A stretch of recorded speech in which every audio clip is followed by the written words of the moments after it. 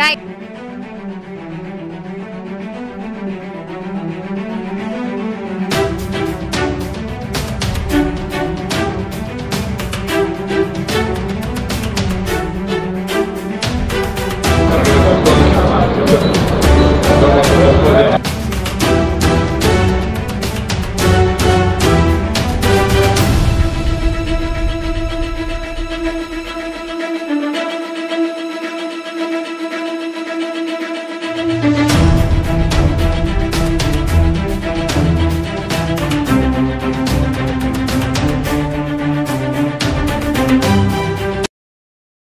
మీరు అక్కడికి వెళ్తానే మీ యొక్క ఫోటో తీసుకుంటాం.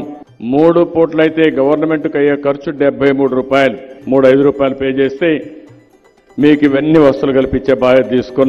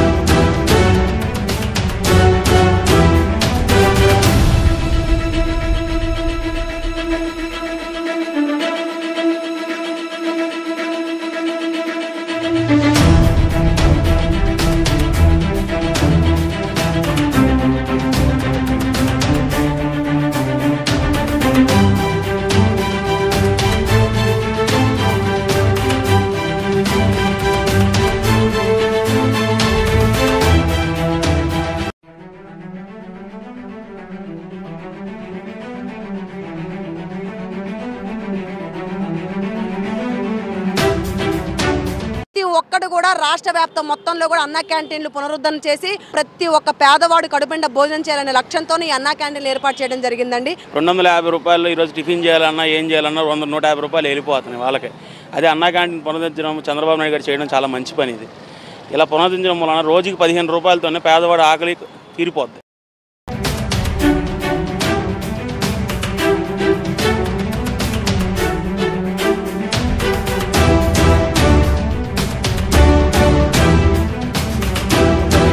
మమ్మల్ని పిలిచేలో పెడుతున్నారు.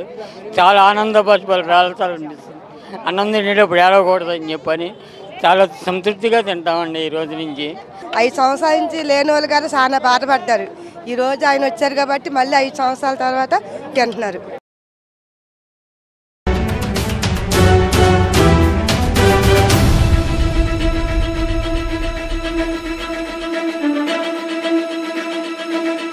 ఏ విధంగా అయితే వాళ్ళకి చాలా మంచి వాతావరణంలో పరిశుభ్రమైన వాతావరణంలో భోజనం పెట్టామో వాళ్ళకి భోజనం పెడతాం, టిఫిన్ పెడతాం, రాత్రి భోజనం పెడతాం, అన్నీ అరేంజ్ చేస్తాం. ఖచ్చితంగా గతంలో ఉన్నటువంటి పరిస్థితుల కన్నా మెరుగ్గా అన్నా క్యాంటీన్లు రాష్ట్రంలో రన్ చేస్తామని ఈ సందర్భంగా ప్రజలకు ఇచ్చిన హామీని నెరవేర్చుకుంటూ తెలియజేస్తాం.